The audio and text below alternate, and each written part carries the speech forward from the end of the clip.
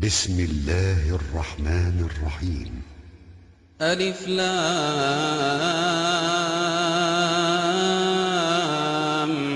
ميم.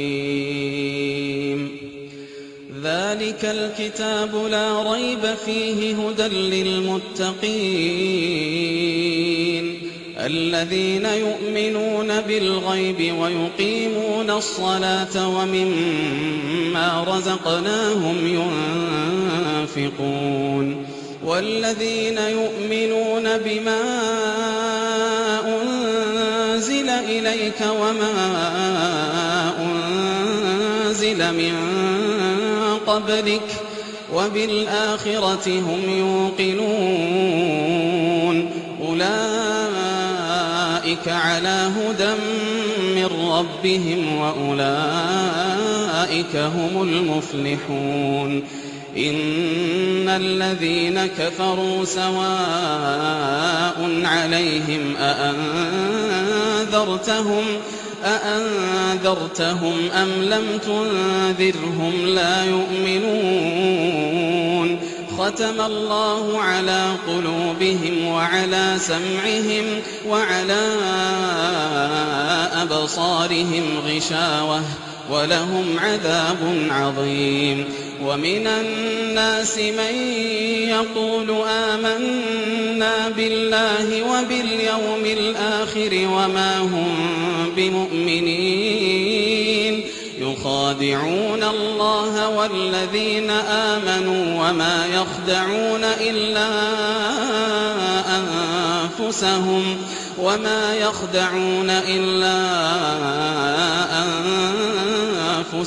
وما يشعرون. في قلوبهم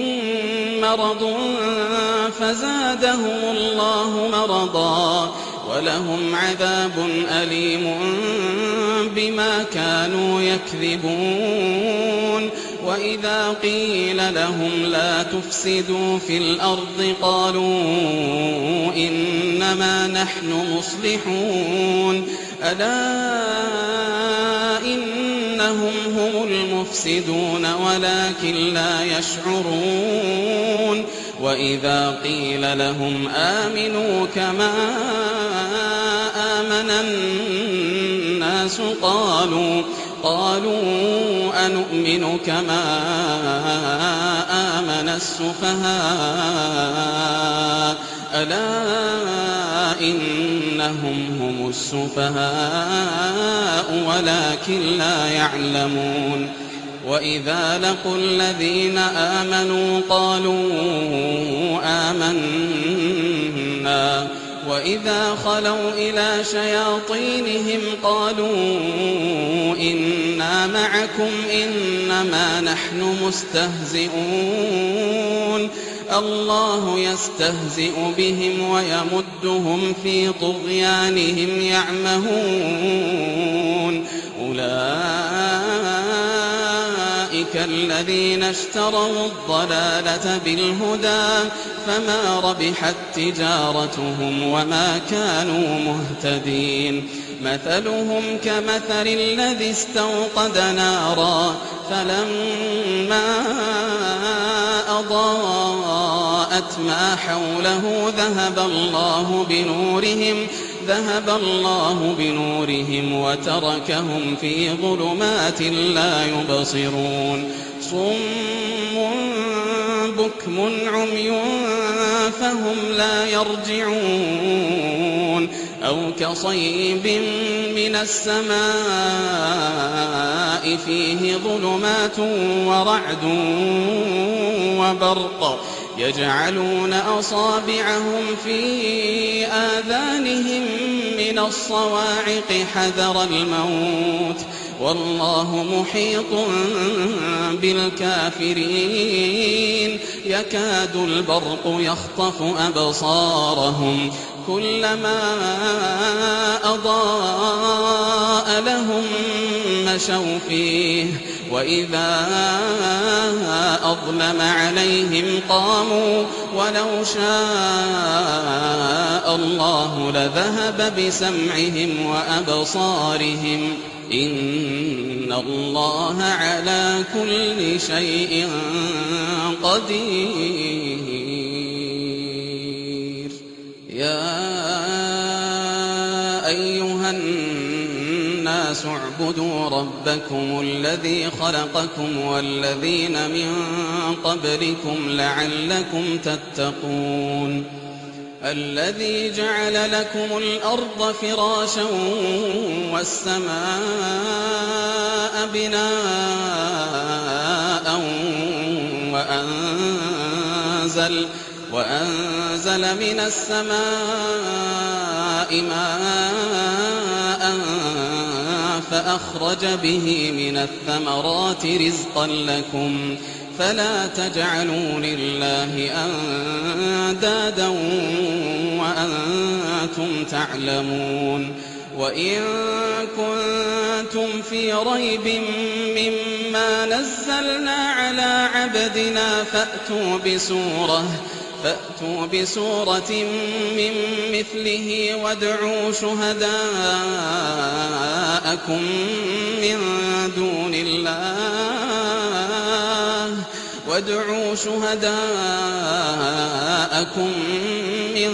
دون الله إن كنتم صادقين. فإن لم تفعلوا ولن تفعلوا فاتقوا النار التي وقودها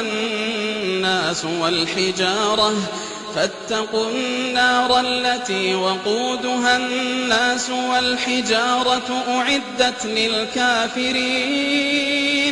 وبشر الذين آمنوا وعملوا الصالحات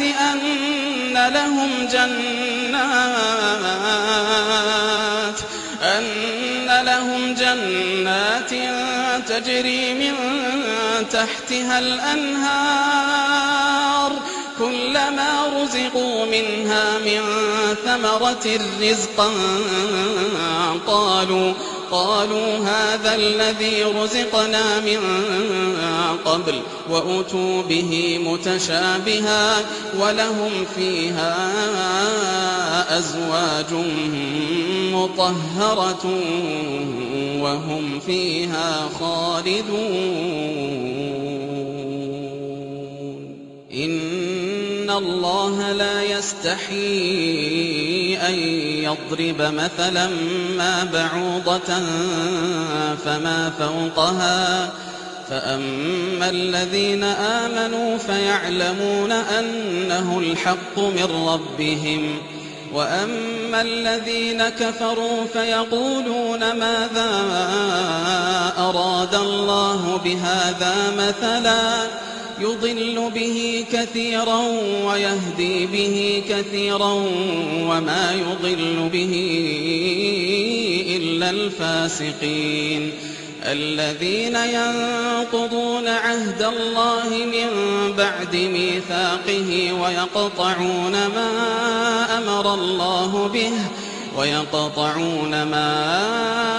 أمر الله به أن يوصل ويفسدون في الأرض أولئك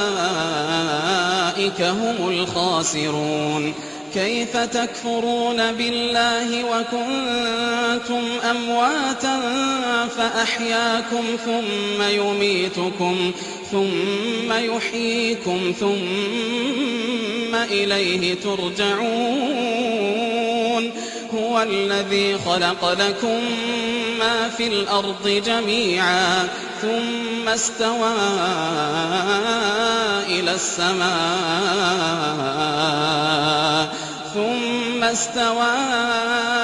السماء فسواهن 7 سماوات وهو بكل شيء عليم. وإذ قال ربك للملائكة إني جاعل في الأرض خليفة قالوا أتجعل فيها من يفسد فيها ويسفك الدماء ونحن نسبح بحمدك ونقدس لك قال إني أعلم ما لا تعلمون وعلم آدم الأسماء كلها ثم عرضهم على الملائكة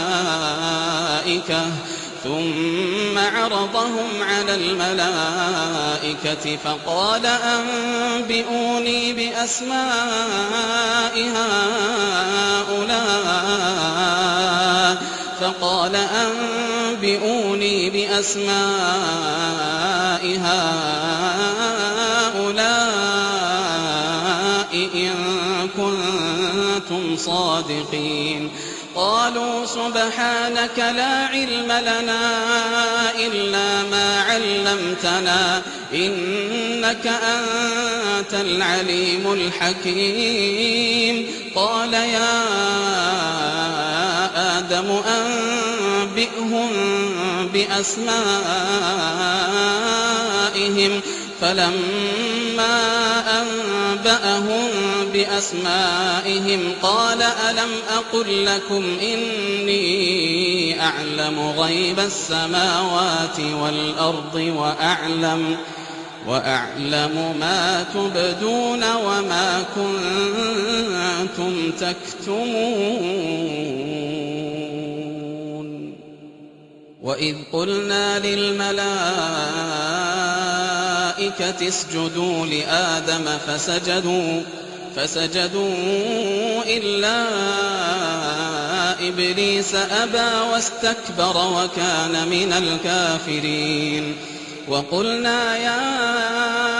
آدم اسكن أنت وزوجك الجنة وكلا منها رغدا حيث شئتما ولا تقربا هذه الشجرة فتكونا من الظالمين فأزلهما الشيطان عنها فأخرجهما مما كانا فيه وقلنا اهبطوا بعضكم لبعض عدو ولكم في الأرض مستقر ومتاع إلى حين فتلقى آدم من ربه كلمات فتاب عليه إنه هو التواب الرحيم قلنا اهبطوا منها جميعا فإما يأتينكم مني هدى فمن تبع هداي فلا خوف عليهم ولا هم يحزنون والذين كفروا وكذبوا بآياتنا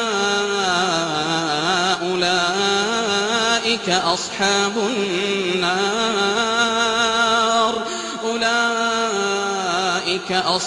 النار هم فيها خالدون يا بني إسرائيل اذكروا نعمتي التي أنعمت عليكم وأوفوا بعهدي أوف بعهدكم وإياي فارهبون وآمنوا بما أنزلت مصدقا لما معكم ولا تكونوا أول كافر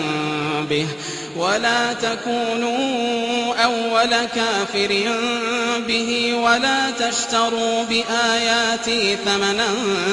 قليلا وإياي فاتقون ولا تلبسوا الحق بالباطل وتكتموا الحق وأنتم تعلمون وأقيموا الصلاة وآتوا الزكاة واركعوا مع الراكعين أتأمرون الناس بالبر وتنسون أنفسكم وأنتم تتلون الكتاب أفلا تعقلون واستعينوا بالصبر والصلاة وإنها لكبيرة إلا على الخاشعين الذين يظنون أنهم ملاقو ربهم وأنهم إليه راجعون يا بني إسرائيل اذكروا نعمتي التي أنعمت عليكم وأني فضلتكم على العالمين واتقوا يوما لا تجزي نفس عن نفس شيئا ولا يقبل منها شفاعة ولا يؤخذ منها عدل ولا هم ينصرون وإذ نجيناكم من آل فرعون يسومونكم سوء العذاب يذبحون أبناءكم ويستحيون نساءكم وفي ذلكم بلاء من ربكم عظيم وإذ فرقنا بكم البحر فأنجيناكم وأغرقنا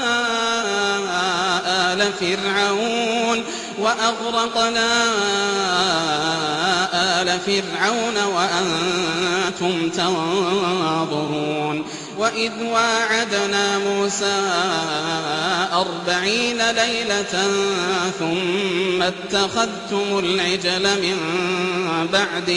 ثم اتخذتم العجل من بعده وأنتم ظالمون ثم عفونا عنكم من بعد ذلك لعلكم تشكرون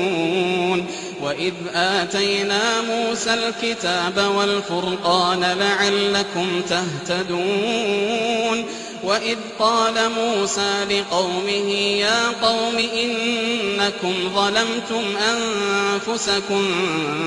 باتخاذكم العجل فتوبوا إلى بارئكم فاقتلوا أنفسكم ذلكم خير لكم عند بارئكم فتاب عليكم إنه هو التواب الرحيم وإذ قلتم يا موسى لن نؤمن لك حتى نرى الله جهرة فأخذتكم الصاعقة وأنتم تنظرون ثم بعثناكم من بعد موتكم لعلكم تشكرون وظللنا عليكم الغمام وأنزلنا عليكم المن والسلوى كلوا من طيبات ما رزقناكم وما ظلمونا ولكن كانوا أنفسهم يظلمون وإذ قلنا ادخلوا هذه القرية فكلوا منها حيث شئتم رغدا وادخلوا الباب سجدا وقولوا حطة نغفر لكم خطاياكم وسنزيد المحسنين فبدل الذين ظلموا قولا غير الذي قيل لهم فأنزلنا على الذين ظلموا رجزا من السماء بما كانوا يفسقون وإذ استسقى موسى لقومه فقلنا اضرب بعصاك الحجر فانفجرت منه 12 عينا قد علم كل أناس مشربهم كلوا واشربوا من رزق الله ولا تعثوا في الأرض مفسدين وإذ قلتم يا موسى لن نصبر على طعام واحد فادع لنا ربك يخرج لنا مما تنبت الأرض من بقلها وقثائها وفومها وعدسها وبصلها قال أتستبدلون الذي هو أدنى بالذي هو خير اهبطوا مصرا فإن لكم ما سألتم وضربت عليهم الذلة والمسكنة وباءوا بغضب من الله ذلك بأنهم كانوا يكفرون بآيات الله ويقتلون النبيين بغير الحق ذلك بما عصوا وكانوا يعتدون إن الذين آمنوا والذين هادوا والنصارى والصابئين من آمن بالله واليوم الآخر وعمل صالحا فلهم أجرهم عند ربهم ولا خوف عليهم ولا هم يحزنون وإذ أخذنا ميثاقكم ورفعنا فوقكم الطور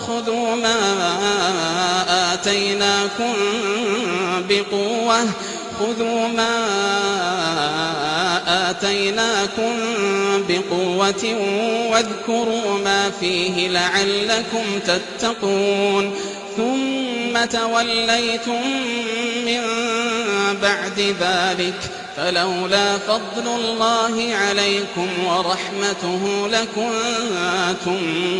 من الخاسرين ولقد علمتم الذين اعتدوا منكم في السبت فقلنا لهم كونوا قردة خاسئين فجعلناها نكالا لما بين يديها وما خلفها وموعظة للمتقين وإذ قال موسى لقومه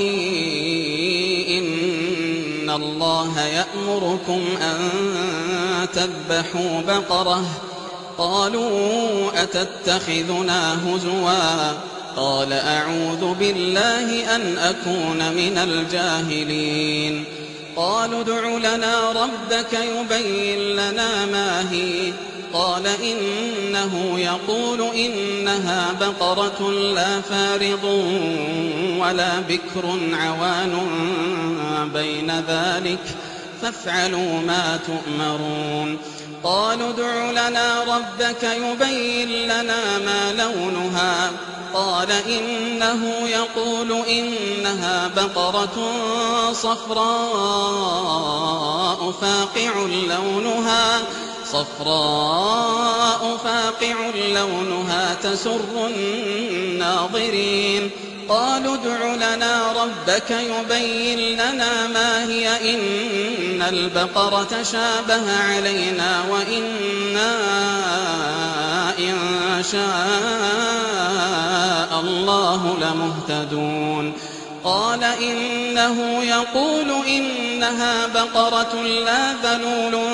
تثير الأرض ولا تسقي الحرث مسلمة لا شية فيها قالوا الآن جئت بالحق فذبحوها وما كادوا يفعلون وإذ قتلتم نفسا فادارأتم فيها والله مخرج ما كنتم تكتمون فقلنا اضربوه ببعضها كذلك يحيي الله الموتى ويريكم آياته لعلكم تعقلون ثم قست قلوبكم من بعد ذلك فهي كالحجارة أو أشد قسوة وإن من الحجارة لما يتفجر منه الأنهار وإن منها لما يشقق فيخرج منه الماء وإن منها لما يهبط من خشية الله وإن منها لما يهبط من خشية الله وما الله بغافل عما تعملون أفتطمعون أن يؤمنوا لكم وقد كان فريق منهم يسمعون كلام الله ثم يحرفونه من بعد ما عقلوه وهم يعلمون وإذا لقوا الذين آمنوا قالوا آمنا وإذا خلا بعضهم إلى بعض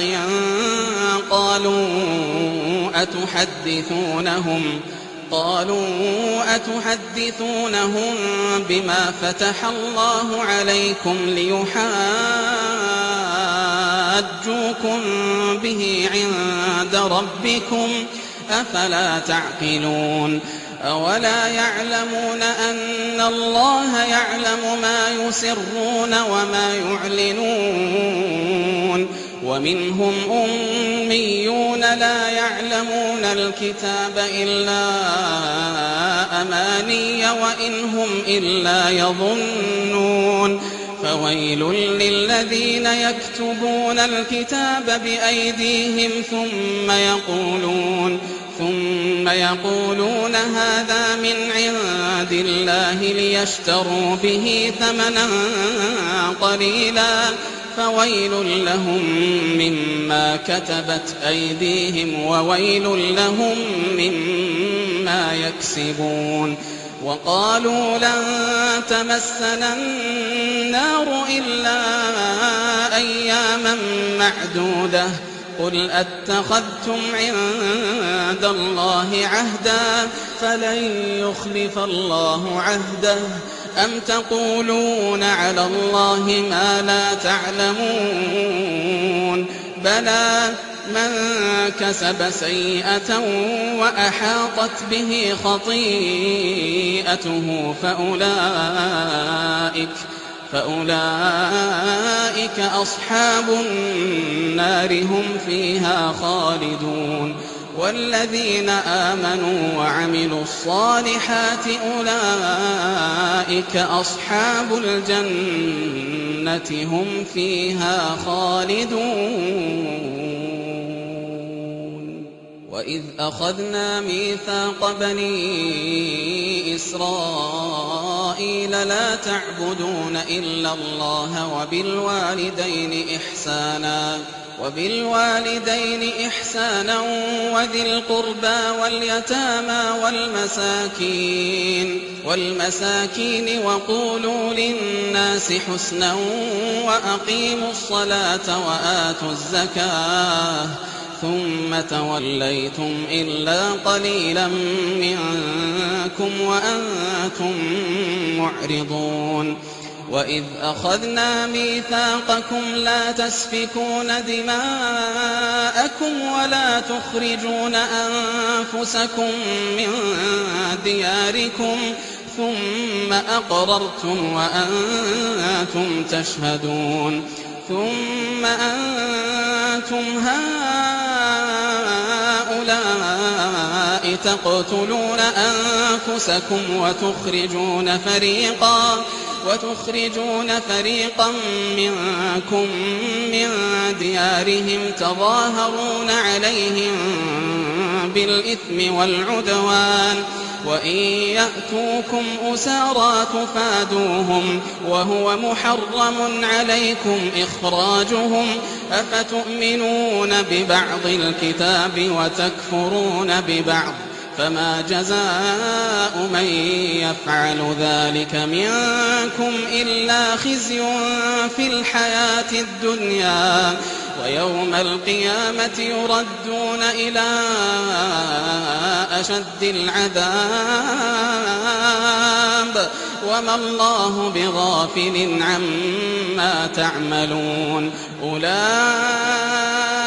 أولئك الذين اشتروا الحياة الدنيا بالآخرة فلا يخفف عنهم العذاب ولا هم ينصرون. ولقد آتينا موسى الكتاب وقفينا من بعده بالرسل وآتينا عيسى ابن مريم البينات وأيدناه بروح القدس أفكلما جاءكم رسول بما لا تهوى أنفسكم استكبرتم ففريقا كذبتم وفريقا تقتلون. وقالوا قلوبنا غلف بل لعنهم الله بكفرهم فقليلا ما يؤمنون. ولما جاءهم كتاب من عند الله مصدق لما معهم وكانوا من قبل يستفتحون على الذين كفروا فلما جاءهم ما عرفوا كفروا به فلعنة الله على الكافرين. بئس ما اشتروا به أنفسهم أن يكفروا بما أنزل الله بغيا أن ينزل الله من فضله على من يشاء من عباده فباءوا بغضب على غضب وللكافرين عذاب مهين. وإذا قيل لهم آمنوا بما أنزل الله قالوا نؤمن بما أنزل علينا ويكفرون بما وراءه وهو الحق مصدقا لما معهم. قل فلم تقتلون أنبياء الله من قبل إن كنتم مؤمنين. ولقد جاءكم موسى بالبينات ثم اتخذتم العجل من بعده وأنتم ظالمون. وإذ أخذنا ميثاقكم ورفعنا فوقكم الطور خذوا ما آتيناكم بقوة واسمعوا قالوا سمعنا وعصينا وأشربوا في قلوبهم العجل بكفرهم قل بئس ما يأمركم به إيمانكم إن كنتم مؤمنين. قل إن كانت لكم الدار الآخرة عند الله خالصة من دون الناس فتمنوا الموت إن كنتم صادقين ولن يتمنوه أبدا بما قدمت أيديهم والله عليم بالظالمين. ولتجدنهم أحرص الناس على حياة ومن الذين أشركوا يود أحدهم لو يعمر ألف سنة وما هو بمزحزحه من العذاب أن يعمر والله بصير بما يعملون. قل من كان عدوا لجبريل فإنه نزله على قلبك بإذن الله مصدقا لما بين يديه وهدى وبشرى للمؤمنين. من كان عدوا لله وملائكته ورسله وجبريل وميكال فإن الله عدو للكافرين. ولقد أنزلنا إليك آيات بينات وما وما يكفر بها إلا الفاسقون أو كلما عاهدوا عهدا نبذه فريق منهم بل أكثرهم لا يؤمنون ولما جاءهم رسول من عند الله مصدق لما معهم نبذ فريق من الذين أوتوا الكتاب كتاب الله وراء ظهورهم كأنهم لا يعلمون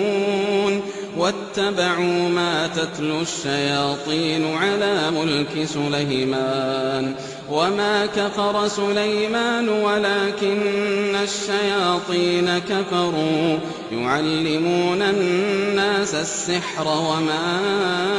أنزل على الملكين ببابل هاروت وماروت وما يعلمان من أحد حتى يقولا إنما نحن فتنة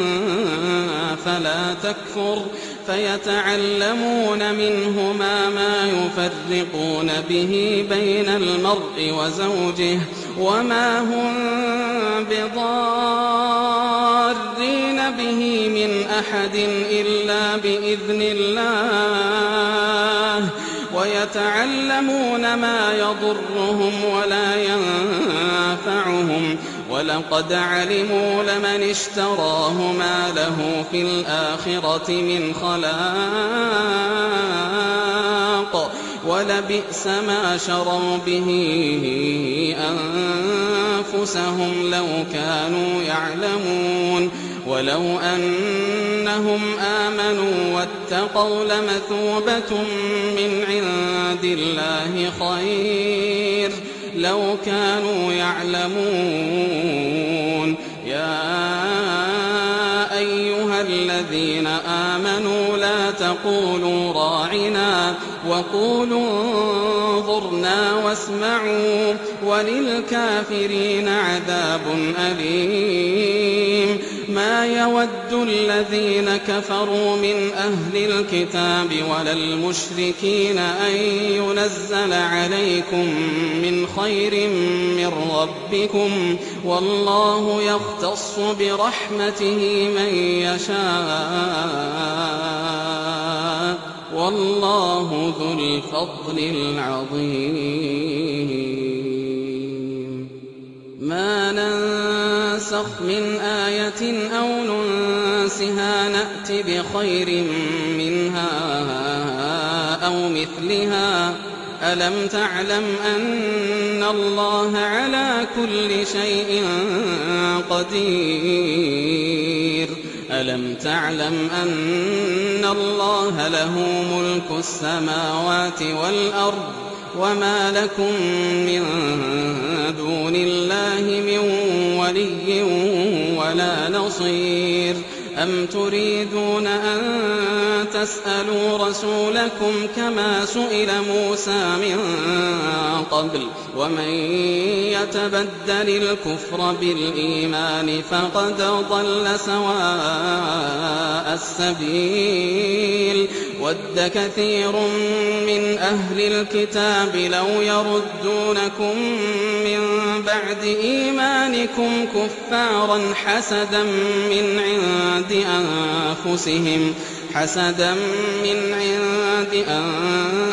أنفسهم من بعد ما تبين لهم الحق فاعفوا واصفحوا حتى يأتي الله بأمره إن الله على كل شيء قدير وأقيموا الصلاة وآتوا الزكاة وما تقدموا لأنفسكم من خير تجدوه عند الله إن الله بما تعملون بصير وقالوا لن يدخل الجنة إلا من كان هودا أو نصارى تلك أمانيهم قل هاتوا برهانكم إن كنتم صادقين بلى من أسلم وجهه لله وهو محسن فله أجره عند ربه ولا خوف عليهم ولا هم يحزنون. وقالت اليهود ليست النصارى على شيء وقالت النصارى ليست اليهود على شيء وهم يتلون الكتاب كذلك قال الذين لا يعلمون مثل قولهم فالله يحكم بينهم يوم القيامة فيما كانوا فيه يختلفون. ومن أظلم ممن منع مساجد الله أن يذكر فيها اسمه وسعى في خرابها أولئك ما كان لهم أن يدخلوها إلا خائفين لهم في الدنيا خزي ولهم في الآخرة عذاب عظيم. ولله المشرق والمغرب فأينما تولوا فثم وجه الله إن الله واسع عليم. وقالوا اتخذ الله ولدا سبحانه بل له ما في السماوات والأرض كل له قانتون بديع السماوات والأرض وإذا قضى أمرا فإنما يقول له كن فيكون. وقال الذين لا يعلمون لولا يكلمنا الله أو تأتينا آية كذلك قال الذين من قبلهم مثل قولهم تشابهت قلوبهم قد بينا الآيات لقوم يوقنون إنا أرسلناك بالحق بشيرا ونذيرا ولا تسأل عن أصحاب الجحيم. ولن ترضى عنك اليهود ولا النصارى حتى تتبع ملتهم قل إن هدى الله هو الهدى ولئن اتبعت أهواءهم بعد الذي جاءك من العلم ما لك من الله من ولي ولا نصير.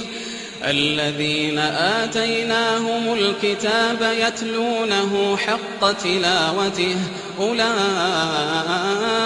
يؤمنون به ومن يكفر به فأولئك هم الخاسرون. يا بني إسرائيل اذكروا نعمتي التي أنعمت عليكم وأني فضلتكم على العالمين. واتقوا يوما لا تجزي نفس عن نفس شيئا ولا يقبل منها عدل ولا تنفعها شفاعة ولا هم ينصرون. وإذ ابتلى إبراهيم ربه بكلمات فأتمهن قال إني جاعلك للناس إماما قال ومن ذريتي قال لا ينال عهد الظالمين. وإذ جعلنا البيت مثابة للناس وأمنا واتخذوا من مقام إبراهيم مصلى وعهدنا إلى إبراهيم وإسماعيل أن طهرا بيتي للطائفين والعاكفين والركع السجود. وإذ قال إبراهيم رب اجعل هذا بلدا آمنا وارزق أهله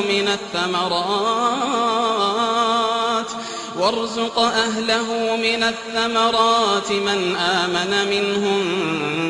بالله واليوم الآخر قال ومن كفر فأمتعه قليلا ثم أضطره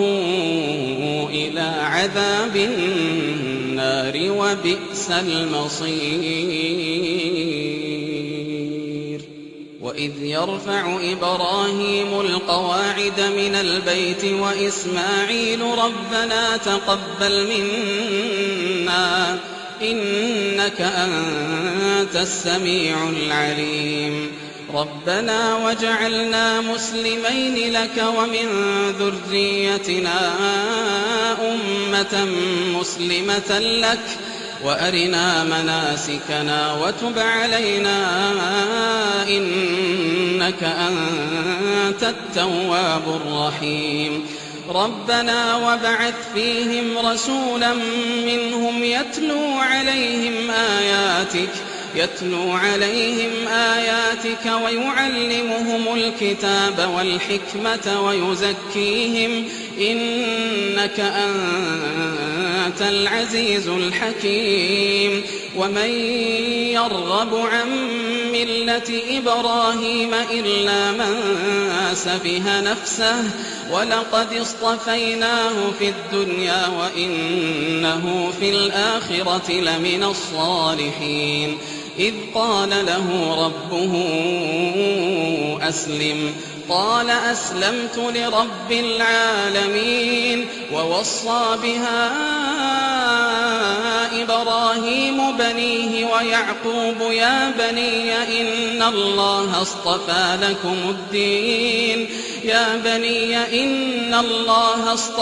لكم الدين فلا تموتن إلا وأنتم مسلمون. أم كنتم شهداء إذ حضر يعقوب الموت إذ قال لبنيه ما تعبدون من بعدي قالوا نعبد إلهك وإله آبائك إبراهيم وإسماعيل وإسحاق إلها واحدا ونحن له مسلمون. تلك أمة قد خلت لها ما كسبت ولكم ما كسبتم ولا تسألون عما كانوا يعملون. وقالوا كونوا هودا أو نصارى تهتدوا قل بل ملة إبراهيم حنيفا وما كان من المشركين. قولوا آمنا بالله وما أنزل إلينا وما أنزل إلى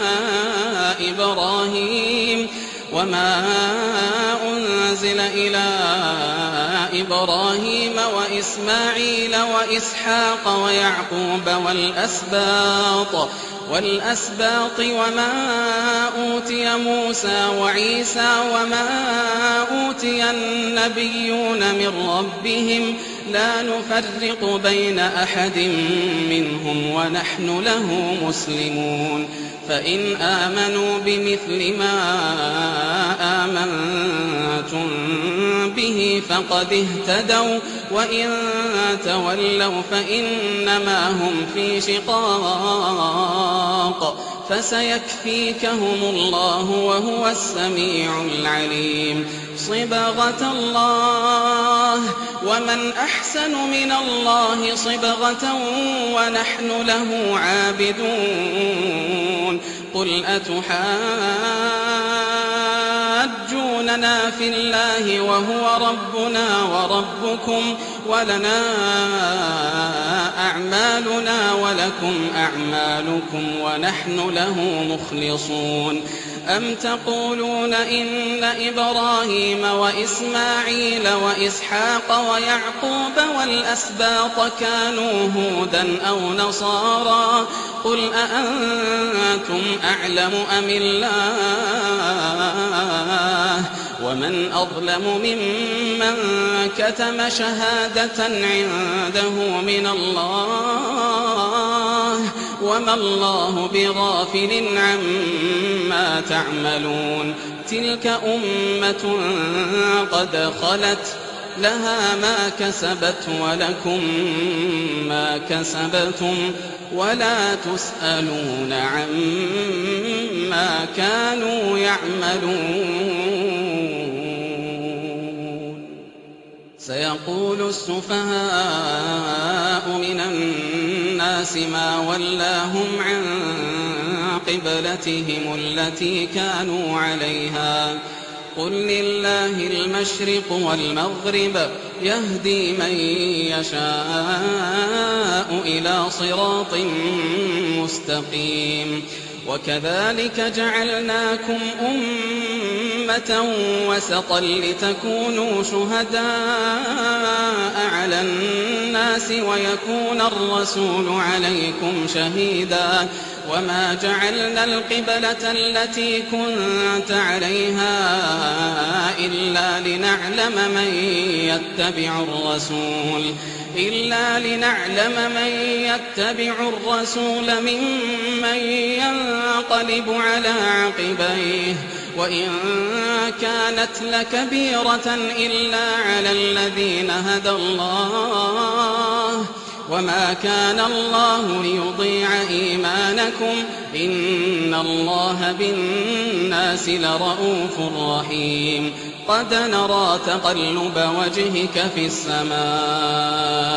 فلنولينك قبلة ترضاها فول وجهك شطر المسجد الحرام وحيث ما كنتم فولوا وجوهكم شطره وإن الذين أوتوا الكتاب ليعلمون أنه الحق من ربهم وما الله بغافل عما يعملون ولئن أتيت الذين أوتوا الكتاب بكل آية ما تبعوا قبلتك وما أنت بتابع قبلتهم وما بعضهم بتابع قبلة بعض ولئن اتبعت أهواءهم من بعد ما جاءك من العلم إنك إذا لمن الظالمين الذين آتيناهم الكتاب يعرفونه كما يعرفون أبناءهم وإن فريقا منهم ليكتمون الحق وهم يعلمون الحق من ربك فلا تكونن من الممترين ولكل وجهة هو موليها فاستبقوا الخيرات أينما تكونوا يأتي بكم الله جميعا إن الله على كل شيء قدير ومن حيث خرجت فول وجهك شطر المسجد الحرام وإنه للحق من ربك وما الله بغافل عما تعملون ومن حيث خرجت فول وجهك شطر المسجد الحرام وحيث ما كنتم فولوا وجوهكم شطره لئلا يكون للناس عليكم حجة إلا الذين ظلموا منهم فلا تخشوهم واخشوني ولأتم نعمتي عليكم ولعلكم تهتدون كما أرسلنا فيكم رسولا منكم يتلو عليكم آياتنا ويزكيكم ويعلمكم الكتاب والحكمة ويعلمكم ما لم تكونوا تعلمون فاذكروني أذكركم واشكروا لي ولا تكفرون. يا أيها الذين آمنوا استعينوا بالصبر والصلاة إن الله مع الصابرين. ولا تقولوا لمن يقتل في سبيل الله أموات بل أحياء ولكن لا تشعرون. ولنبلونكم بشيء من الخوف والجوع ونقص من الأموال والأنفس والثمرات وبشر الصابرين الذين إذا أصابتهم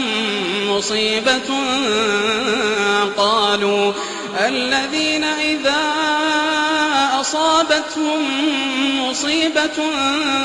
قالوا إنا لله وإنا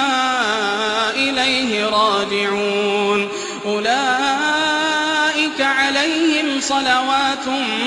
من ربهم ورحمة وأولئك هم المهتدون. إن الصفا والمروة من شعائر الله فمن حج البيت أو اعتمر فلا جناح عليه أن يطوف بهما ومن تطوع خيرا فإن الله شاكر عليم. إن الذين يكتمون ما أنزلنا من البينات والهدى من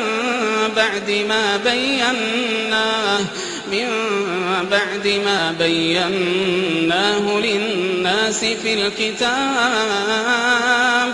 أولئك يلعنهم الله ويلعنهم اللاعنون إلا الذين تابوا وأصلحوا وبينوا فأولئك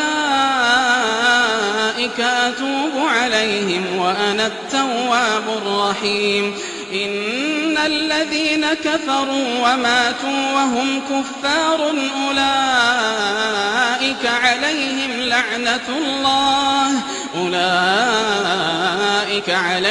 لعنة الله والملائكة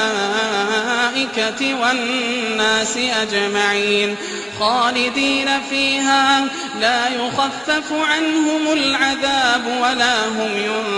ينظرون. وإلهكم إله واحد لا إله إلا هو الرحمن الرحيم. إن في خلق السماوات والأرض واختلاف الليل والنهار والفلك التي تجري في البحر بما ينفع الناس وما أنزل الله من السماء من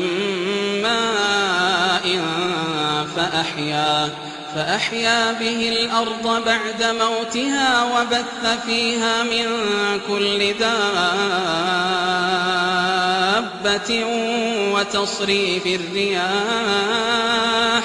وتصريف الرياح والسحاب المسخر بين السماء والأرض لآيات لقوم يعقلون. ومن الناس من يتخذ من دون الله أندادا يحبونهم كحب الله والذين آمنوا أشد حبا لله ولو يرى الذين ظلموا إذ يرون العذاب أن القوة لله جميعا وأن الله شديد العذاب إذ تبرأ الذين اتبعوا من الذين اتبعوا ورأوا العذاب وتقطعت بهم الأسباب وقال الذين اتبعوا لو أن لنا كرة فنتبرأ منهم كما تبرأوا منا كذلك يريهم الله أعمالهم حسرات عليهم وما هم بخارجين من النار يا أيها الناس كلوا مما في الأرض حلالا طيبا ولا تتبعوا خطوات الشيطان إنه لكم عدو مبين إنما يأمركم بالسوء والفحشاء وأن تقولوا على الله ما لا تعلمون وإذا قيل لهم اتبعوا ما أنزل الله قالوا بل نتبع ما ألفينا عليه آباءنا أولو كان آباؤهم لا يعقلون شيئا ولا يهتدون ومثل الذين كفروا كمثل الذي ينعق بما لا يسمع إلا دعاء ونداء صم بكم عمي فهم لا يعقلون يا أيها الذين آمنوا كلوا من طيبات ما رزقناكم واشكروا لله إن كنتم إياه تعبدون إنما حرم عليكم الميتة والدم ولحم الخنزير وما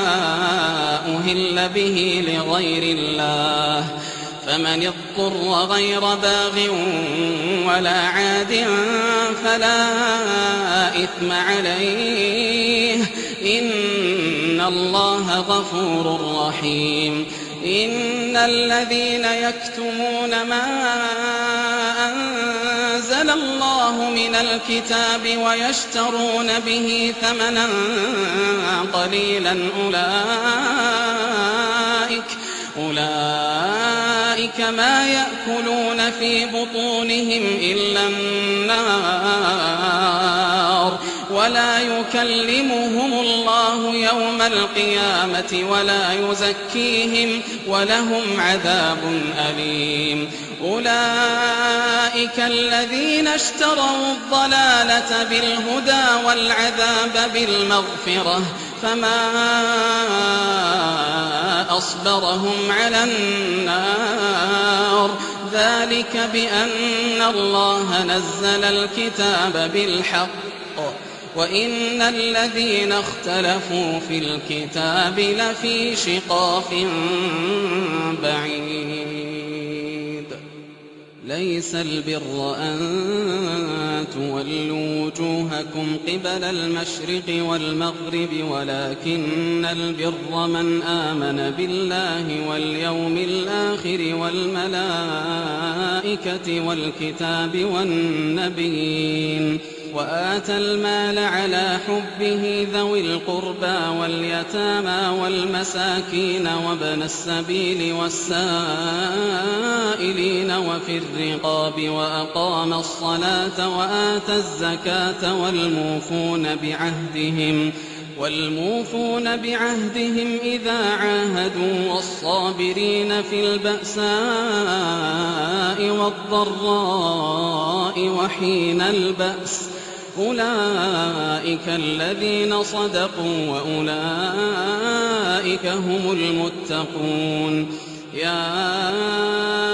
أيها الذين آمنوا كتب عليكم القصاص في القتلى الحر بالحر والعبد بالعبد والأنثى بالأنثى فمن عفي له من أخيه شيء فاتباع بالمعروف وأداء إليه بإحسان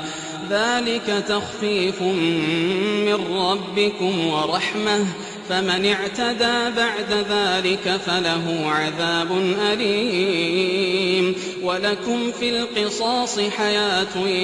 يا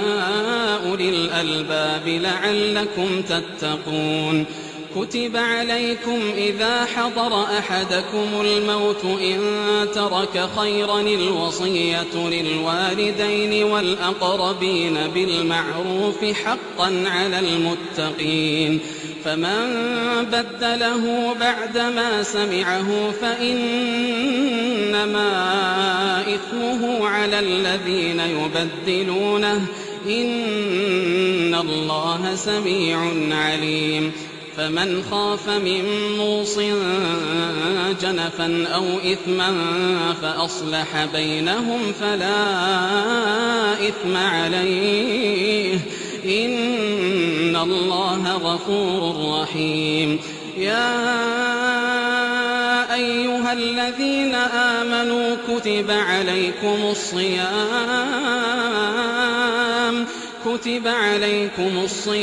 كما كتب على الذين من قبلكم لعلكم تتقون أياما معدودات فمن كان منكم مريضا أو على سفر فعدة من أيام أخر وعلى الذين يطيقونه فدية طعام مسكين فمن تطوع خيرا فهو خير له وأن تصوموا خير لكم إن كنتم تعلمون شهر رمضان الذي أنزل فيه القرآن هدى للناس وبينات من الهدى والفرقان فمن شهد منكم الشهر فليصمه ومن كان مريضا أو على سفر فعدة من أيام أخر يريد الله بكم اليسر ولا يريد بكم العسر ولتكملوا العدة ولتكبروا الله على ما هداكم ولعلكم تشكرون وإذا سألك عبادي عني فإني قريب أجيب دعوة الداع إذا دعان فليستجيبوا لي وليؤمنوا بي لعلهم يرشدون أحل لكم ليلة الصيام الرفث إلى نسائكم هن لباس لكم وأنتم لباس لهن علم الله أنكم كنتم تختانون أنفسكم فتاب عليكم وعفى عنكم فالآن باشروهن وابتغوا ما كتب الله لكم وكلوا واشربوا حتى يتبين لكم الخيط الأبيض من الخيط الأسود من الفجر ثم أتموا الصيام إلى الليل ولا تباشروهن وأنتم عاكفون في المساجد تلك حدود الله فلا تقربوها كذلك يبين الله آياته للناس لعلهم يتقون ولا تأكلوا أموالكم بينكم بالباطل وتدلوا بها إلى الحكام لتأكلوا فريقا من أموال الناس بالإثم وأنتم تعلمون. يسألونك عن الأهلة قل هي مواقيت للناس والحج وليس البر بأن تأتوا البيوت من ظهورها ولكن البر من اتقى وأتوا البيوت من أبوابها واتقوا الله لعلكم تفلحون.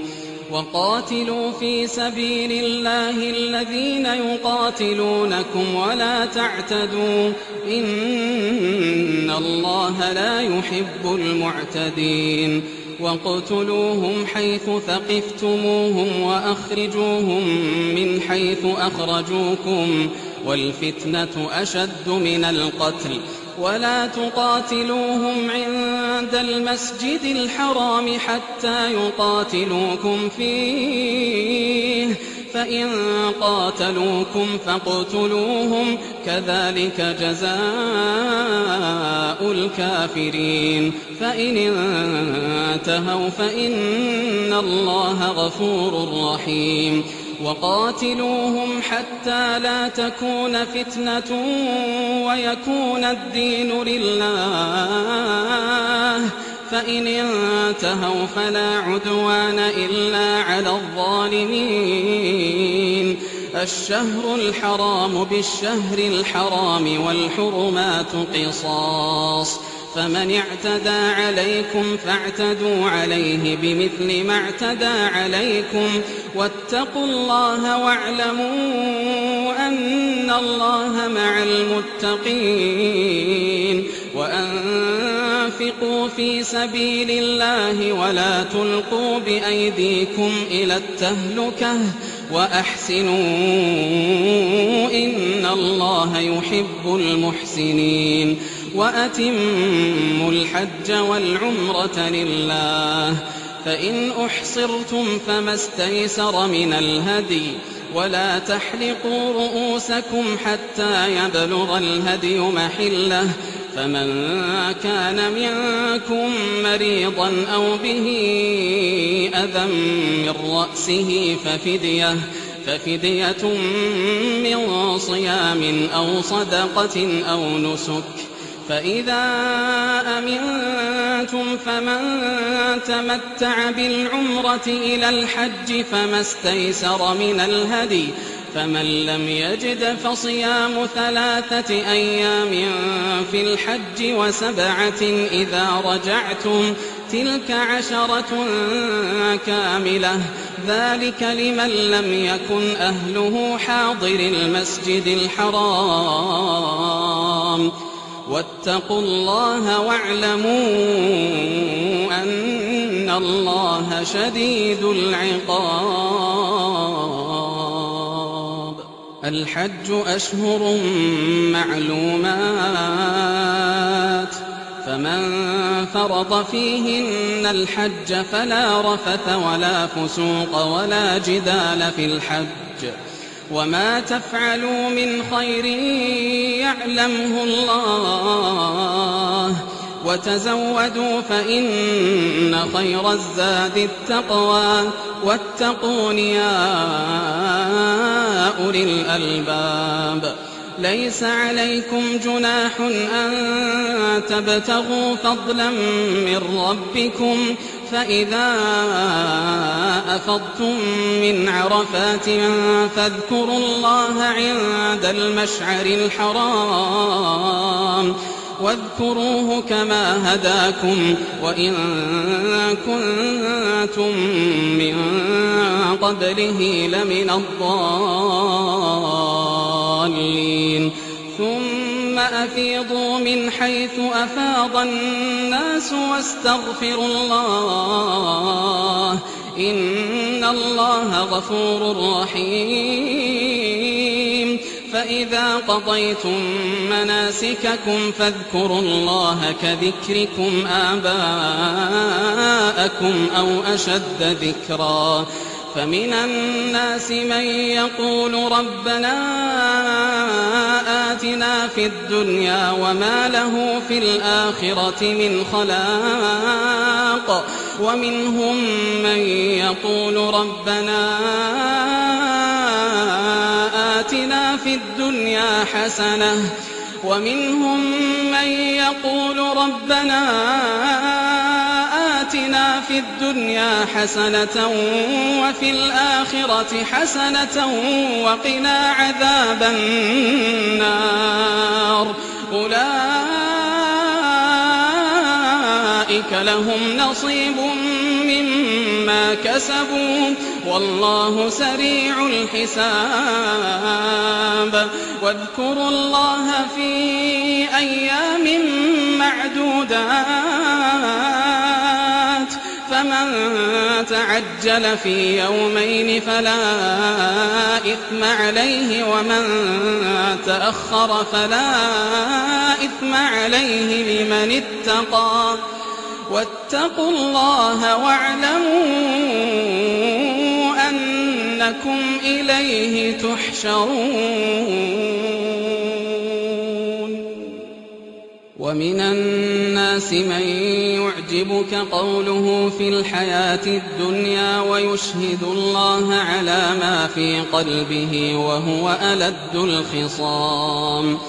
وإذا تولى سعى في الأرض ليفسد فيها ويهلك الحرث والنسل والله لا يحب الفساد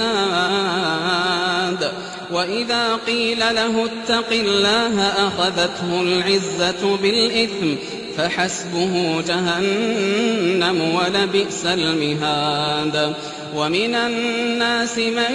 يشري نفسه ابتغاء مرضات الله والله رؤوف بالعباد يا أيها الذين آمنوا ادخلوا في السلم كافة ولا تتبعوا خطوات الشيطان إنه لكم عدو مبين فإن زللتم من بعد ما جاءتكم البينات فاعلموا أن الله عزيز حكيم هل ينظرون إلا أن يأتيهم الله في ظلل من الغمام والملائكة وقضي الأمر وإلى الله ترجع الأمور سل بني إسرائيل كم آتيناهم من آية بينة ومن يبدل نعمة الله من بعد ما جاءته فإن الله شديد العقاب زين للذين كفروا الحياة الدنيا ويسخرون من الذين آمنوا والذين اتقوا فوقهم يوم القيامة والله يرزق من يشاء بغير حساب كان الناس أمة واحدة فبعث الله النبيين مبشرين ومنذرين وأنزل معهم الكتاب بالحق ليحكم بين الناس فيما اختلفوا فيه وما اختلف فيه إلا الذين أوتوه من بعد ما جاءتهم البينات بغيا بينهم فهدى الله الذين آمنوا لما اختلفوا فيه من الحق بإذنه والله يهدي من يشاء إلى صراط مستقيم أم حسبتم أن تدخلوا الجنة ولما يأتكم مثل الذين خلوا أم حسبتم أن تدخلوا الجنة ولما يأتكم مثل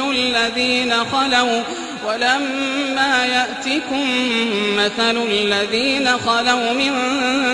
قبلكم مستهم البأساء والضراء وزلزلوا حتى يقول الرسول والذين آمنوا معه متى نصر الله ألا إن نصر الله قريب يسألونك ماذا ينفقون قل ما أنفقتم من خير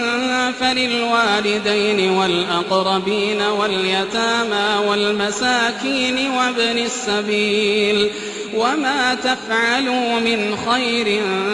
فإن الله به عليم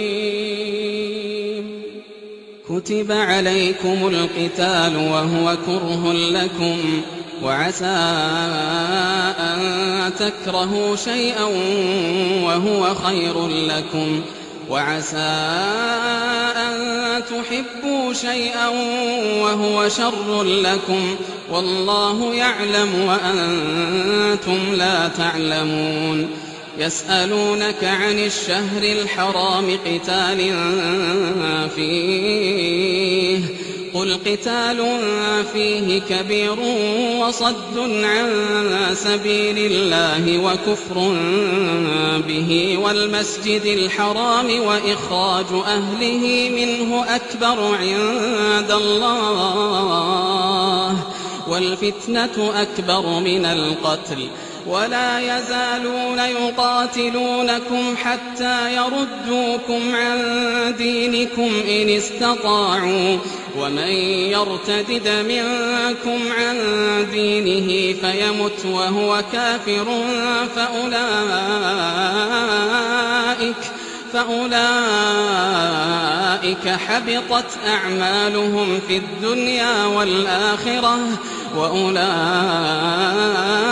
أصحاب النار هم فيها خالدون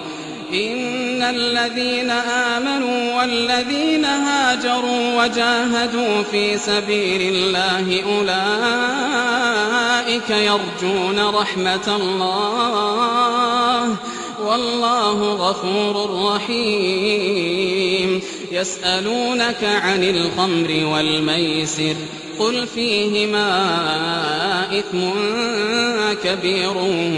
ومنافع للناس وإثمهما أكبر من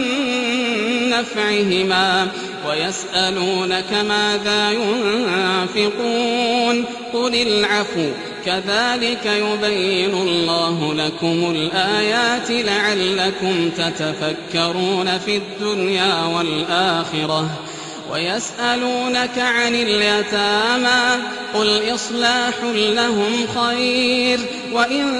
تخالطوهم فإخوانكم والله يعلم المفسد من المصلح ولو شاء الله لأعنتكم إن الله عزيز حكيم ولا تنكحوا المشركات حتى يؤمنوا ولأمة مؤمنة خير من مشركة ولو أعجبتكم ولا تنكحوا المشركين حتى يؤمنوا ولعبد مؤمن خير من مشرك ولو أعجبكم أولئك يدعون إلى النار والله يدعو إلى الجنة والمغفرة بإذنه ويبين آياته للناس لعلهم يتذكرون ويسألونك عن المحيض قل هو أذى فاعتزلوا النساء في المحيض ولا تقربوهن حتى يطهرن فإذا تطهرن فأتوهن من حيث أمركم الله إن الله يحب التوابين ويحب المتطهرين نساؤكم حرث لكم فأتوا حرثكم أنى شئتم وقدموا لأنفسكم واتقوا الله واعلموا أنكم ملاقوه وبشر المؤمنين ولا تجعلوا الله عرضة لأيمانكم أن تبروا وتتقوا وتصلحوا بين الناس والله سميع عليم لا يؤاخذكم الله باللغو في أيمانكم ولكن يؤاخذكم بما كسبت قلوبكم والله غفور حليم للذين يؤلون من نسائهم تربص 4 أشهر فإن فاءوا فإن الله غفور رحيم وإن عزموا الطلاق فإن الله سميع عليم والمطلقات يتربصن بأنفسهن 3 قروء ولا يحل لهن أن يكتمن ما خلق الله في أرحامهن إن كن يؤمن بالله واليوم الآخر وبعولتهن أحق بردهن في ذلك إن أرادوا إصلاحا ولهن مثل الذي عليهن بالمعروف وللرجال عليهن درجة والله عزيز حكيم الطلاق 2 فإمساك بمعروف أو تسريح بإحسان ولا يحل لكم أن تأخذوا مما آتيتموهن شيئا إلا أن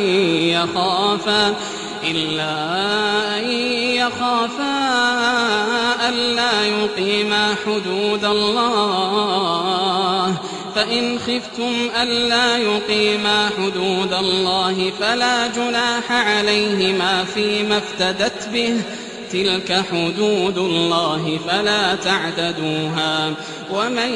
يتعد حدود الله فأولئك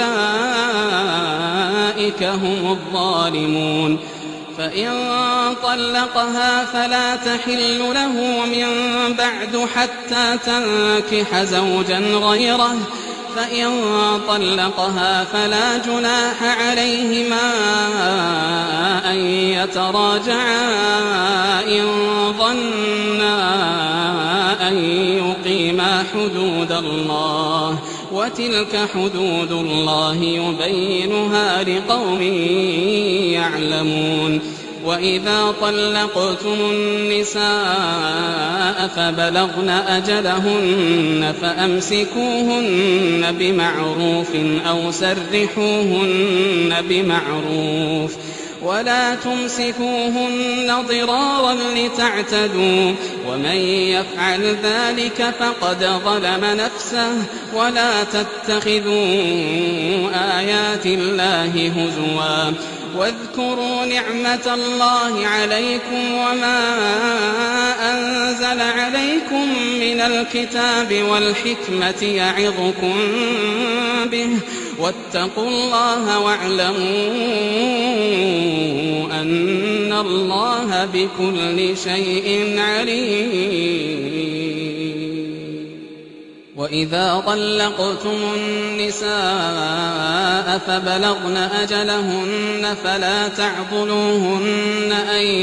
ينكحن أزواجهن إذا تراضوا بينهم بالمعروف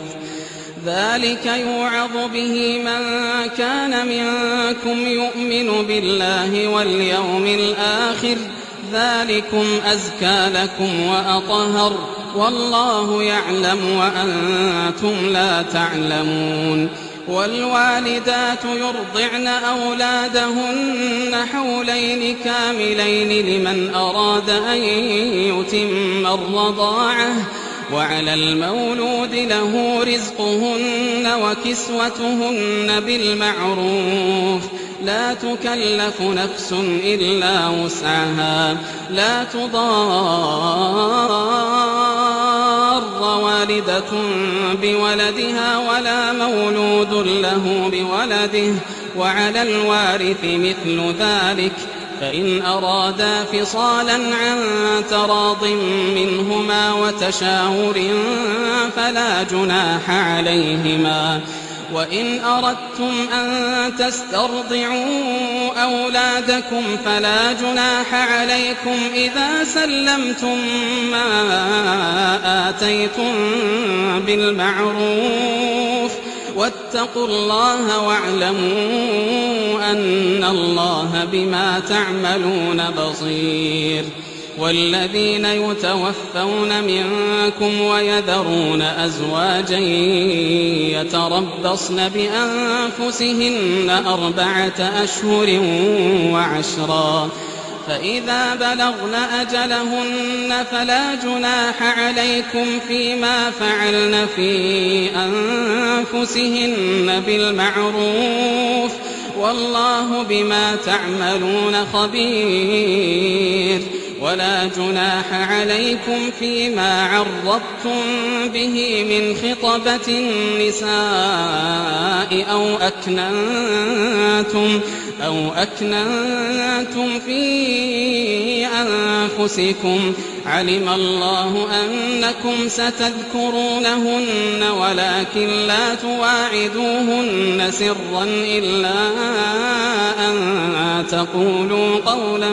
معروفا ولا تعزموا عقدة النكاح حتى يبلغ الكتاب أجله واعلموا أن الله يعلم ما في أنفسكم فاحذروه واعلموا أن الله غفور حليم لا جناح عليكم إن طلقتم النساء ما لم تمسوهن أو تفرضوا لهن فريضة ومتعوهن على الموسع قدره وعلى المقتر قدره متاعا بالمعروف حقا على المحسنين وإن طلقتموهن من قبل أن تمسوهن وقد فرضتم لهن فريضة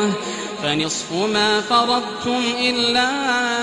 أن يعفون أو يعفو الذي بيده عقدة النكاح وأن تعفوا أقرب للتقوى ولا تنسوا الفضل بينكم إن الله بما تعملون بصير حافظوا على الصلوات والصلاة الوسطى وقوموا لله قانتين فإن خفتم فرجالا أو ركبانا فإذا أمنتم فاذكروا الله كما علمكم ما لم تكونوا تعلمون والذين يتوفون منكم ويذرون أزواجا وصية لأزواجهم متاعا إلى الحول غير إخراج فإن خرجن فلا جناح عليكم فيما فعلن في أنفسهن من معروف والله عزيز حكيم وللمطلقات متاع بالمعروف حقا على المتقين كذلك يبين الله لكم آياته لعلكم تعقلون ألم تر إلى الذين خرجوا من ديارهم وهم ألوف حذر الموت فقال لهم الله موتوا ثم أحياهم إن الله لذو فضل على الناس ولكن أكثر الناس لا يشكرون وقاتلوا في سبيل الله واعلموا أن الله سميع عليم من ذا الذي يقرض الله قرضا حسنا فيضاعفه له أضعافا كثيرة والله يقبض ويبسط وإليه ترجعون ألم تر إلى الملأ من بني إسرائيل من بعد موسى إذ قالوا لنبي له مبعث لنا ملكا نقاتل في سبيل الله قال هل عسيتم إن كتب عليكم القتال ألا تقاتلوا قالوا وما لنا ألا نقاتل في سبيل الله وقد أخرجنا من ديارنا وأبنائنا فلما كتب عليهم القتال تولوا إلا قليلا منهم والله عليم بالظالمين وقال لهم نبيهم إن الله قد بعث لكم طالوت ملكا قالوا أنى يكون له الملك علينا ونحن أحق بالملك منه ولم يؤت سعة من المال قال إن الله اصطفاه عليكم وزاده بسطة في العلم والجسم والله يؤتي ملكه من يشاء والله واسع عليم وقال لهم نبيهم إن آية ملكه أن يأتيكم التابوت فيه سكينة من ربكم وبقية مما ترك آل موسى وآل هارون تحمله الملائكة إن في ذلك لآية لكم إن كنتم مؤمنين فلما فصل طالوت بالجنود قال إن الله مبتليكم بنهر فمن شرب منه فليس مني ومن لم يطعمه فإنه مني إلا من اغترف غرفة بيده فشربوا منه إلا قليلا منهم فلما جاوزه هو والذين آمنوا معه قالوا لا طاقة لنا اليوم بجالوت وجنوده قال الذين يظنون أنهم ملاقو الله كم من فئة قليلة غلبت فئة كثيرة بإذن الله والله مع الصابرين ولما برزوا لجالوت وجنوده قالوا ربنا أفرغ علينا صبرا وثبت أقدامنا وانصرنا على القوم الكافرين فهزموهم بإذن الله وقتل داود جالوت وآتاه الله الملك والحكمة وعلمه مما يشاء ولولا دفع الله الناس بعضهم ببعض لفسدت الأرض ولكن الله ذو فضل على العالمين تلك آيات الله نتلوها عليك بالحق وإنك لمن المرسلين تلك الرسل فضلنا بعضهم على بعض منهم من كلم الله ورفع بعضهم درجات وآتينا عيسى ابن مريم البينات وأيدناه بروح القدس ولو شاء الله ما اقتتل الذين من بعدهم من بعد ما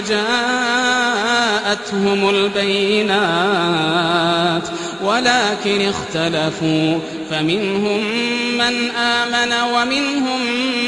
من كفر ولو شاء الله ما اقتتلوا ولكن الله يفعل ما يريد يا أيها الذين آمنوا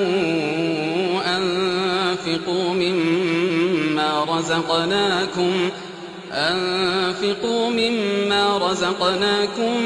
من قبل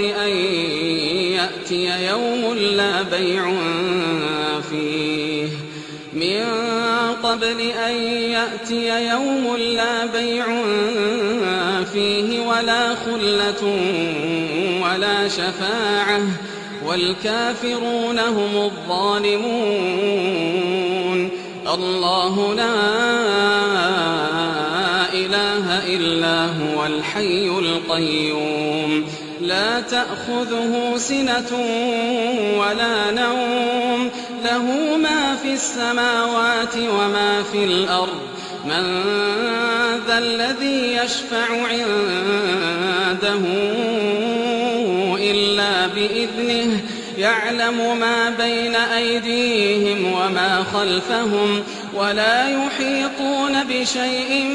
من علمه إلا بما شاء وسع كرسيه السماوات والأرض ولا يؤوده حفظهما وهو العلي العظيم لا إكراه في الدين قد تبين الرشد من الغي فمن يكفر بالطاغوت ويؤمن بالله فقد استمسك بالعروة الوثقى لا انفصام لها والله سميع عليم الله ولي الذين آمنوا يخرجهم من الظلمات إلى النور والذين كفروا أولياؤهم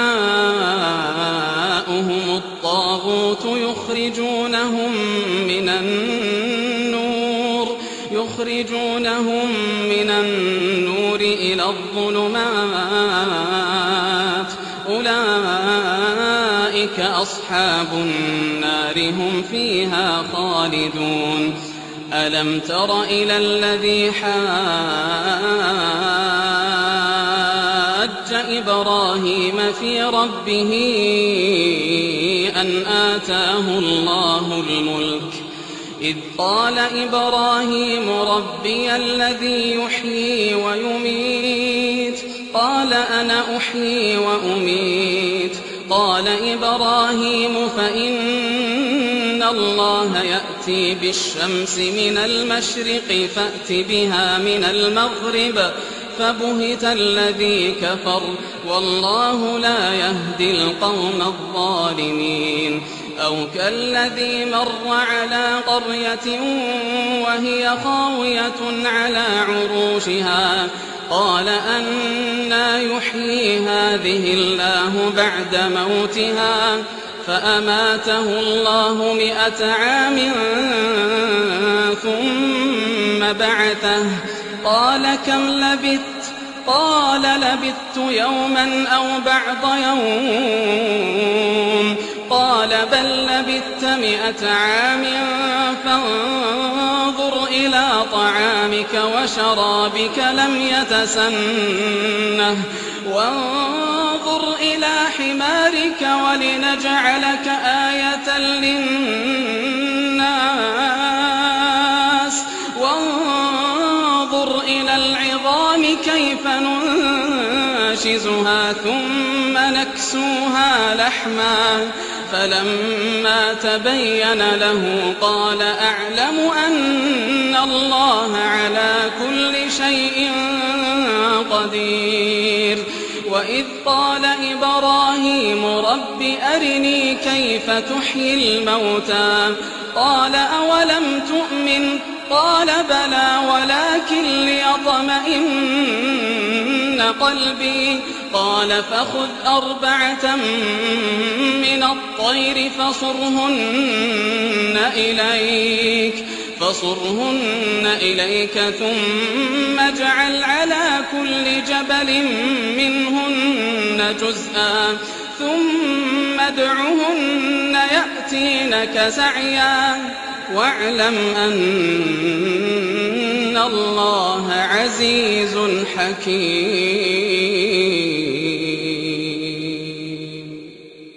مثل الذين ينفقون أموالهم في سبيل الله كمثل حبة أنبتت 7 سنابل في كل سنبلة 100 حبة والله يضاعف لمن يشاء والله واسع عليم الذين ينفقون أموالهم في سبيل الله ثم لا يتبعون ما أنفقوا منا ولا أذى لهم أجرهم عند ربهم ولا خوف عليهم ولا هم يحزنون قول معروف ومغفرة خير من صدقة يتبعها أذى والله غني حليم يا أيها الذين آمنوا لا تبطلوا صدقاتكم بالمن والأذى كالذي ينفق ماله رئاء الناس ولا يؤمن بالله واليوم الآخر فمثله كمثل صفوان عليه تراب فأصابه وابل فتركه صلدا لا يقدرون على شيء مما كسبوا والله لا يهدي القوم الكافرين ومثل الذين ينفقون أموالهم ابتغاء مرضات الله وتثبيتا من أنفسهم كمثل جنة بربوة أصابها وابل فآتت أكلها ضعفين فإن لم يصبها وابل فطل والله بما تعملون بصير أيود أحدكم أن تكون له جنة من نخيل وأعناب تجري من تحتها الأنهار له فيها من كل الثمرات وأصابه الكبر وله ذرية ضعفاء فأصابها إعصار فيه نار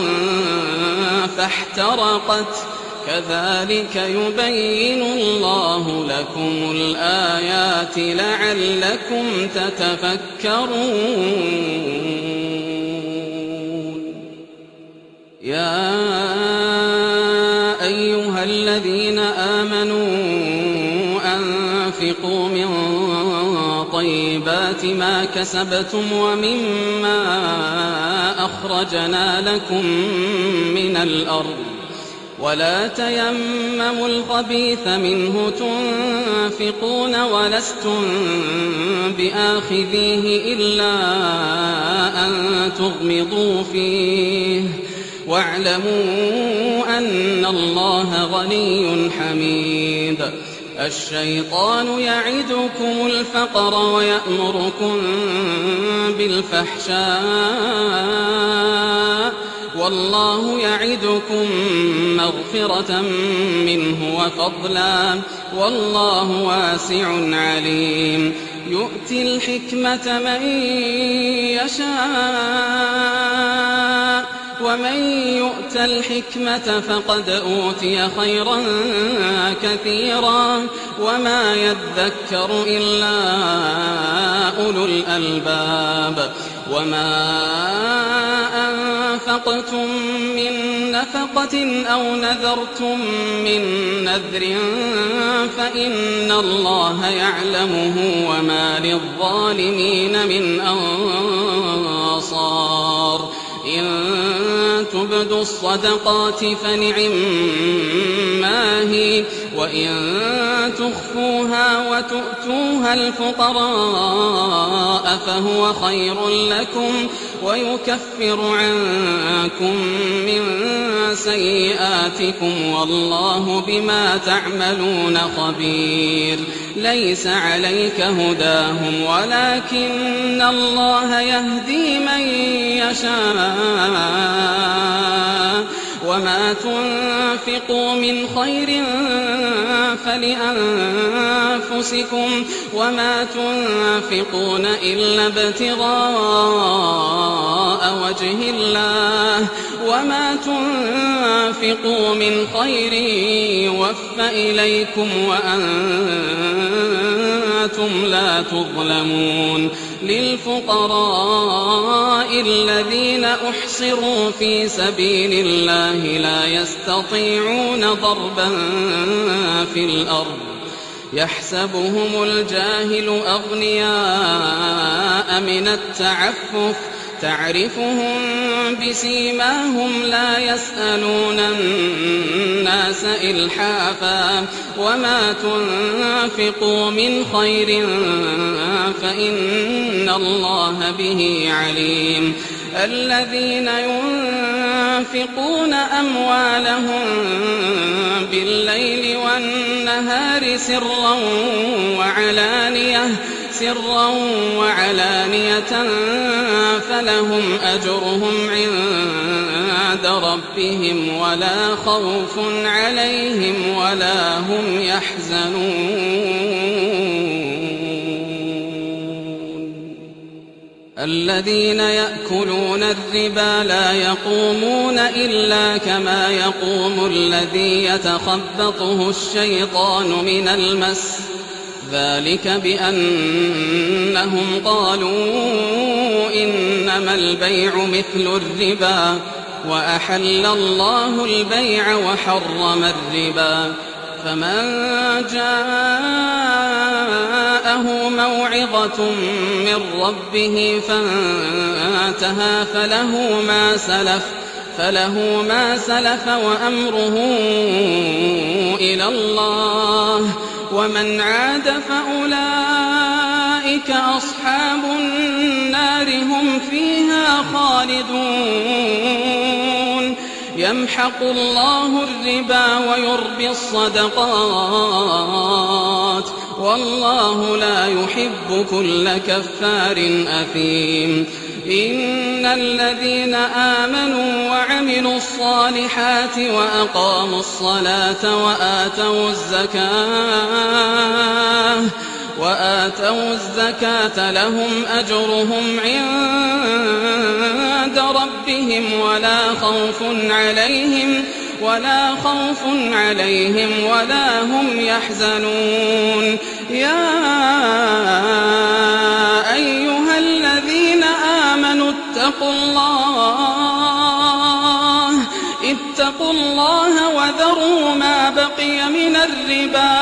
وذروا ما بقي من الربا إن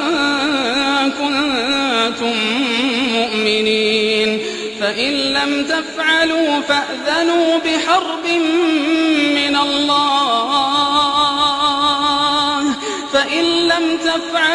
فأذنوا بحرب من الله ورسوله وإن تبتم فلكم رؤوس أموالكم لا تظلمون ولا تظلمون وإن كان ذو عسرة فنظرة إلى ميسرة وأن تصدقوا خير لكم إن كنتم تعلمون واتقوا يوما ترجعون فيه إلى الله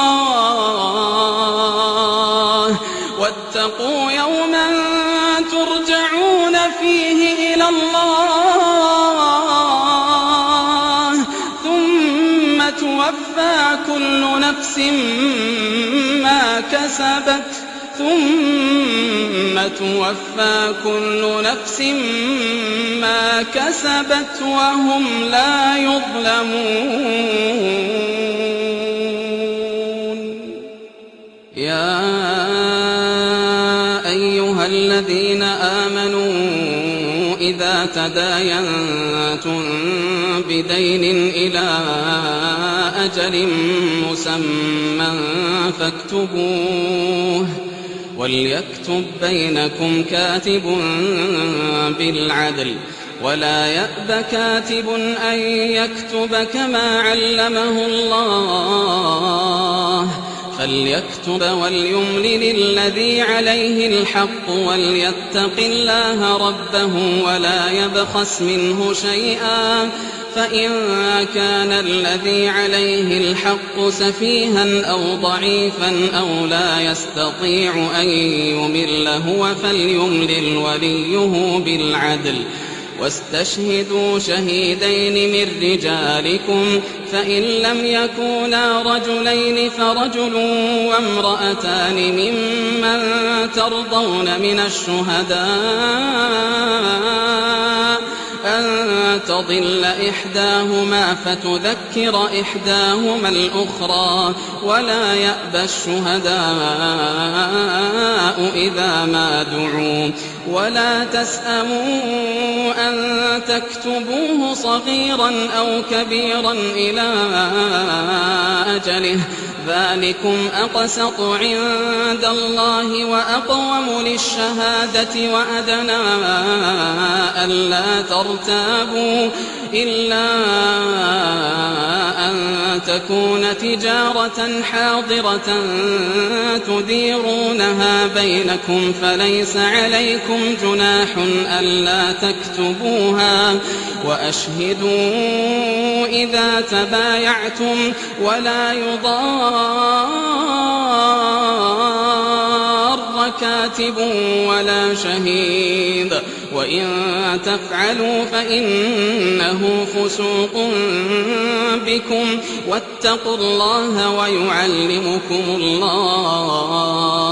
والله بكل شيء عليم وإن